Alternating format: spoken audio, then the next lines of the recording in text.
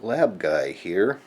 We're looking down into the top of the camera chassis with the focus coil removed, and we're looking at the deflection yoke, which normally sits inside the focus coil.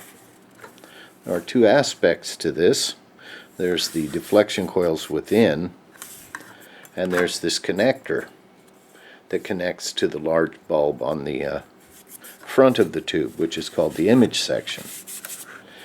And this provides the deflection of the electron beam, and the focus coil, of course, produces a field running lengthwise called a collimating field, which makes the imaging section work and which makes the electron beam line up perpendicular to the face of the target when it scans, so that it scans a spot.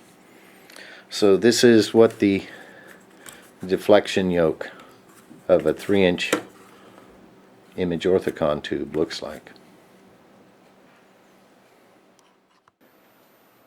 After pulling out the focus coil, I got the outer cover off and unwrapped some fish paper that was covering the copper windings.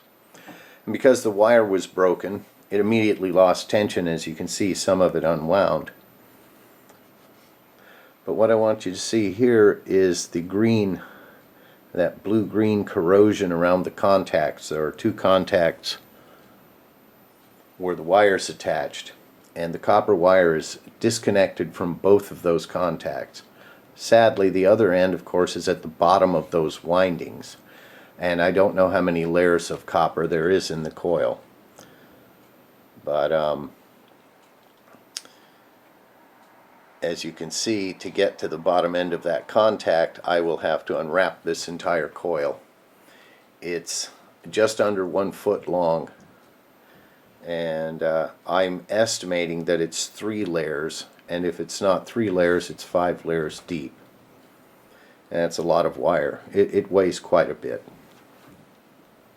So that's what I have to repair, by removing the copper wire, cleaning up this composite material that makes up the body of the tube, this brown 1940s early plastic. I don't know if it's Bakelite or a derivative. But as you can see, the white corrosion in the screw holes on the front, all of that has to be cleaned out. And you can also see that where the corrosion is inside the laminates, it has expanded and split the composite material apart. And like I said, I have to clean all of that out and repair the composites, replace the metal inserts that are threaded for the front panel mounting screws, and then rewind the wire back onto the coil. And that is how we're going to fix this thing.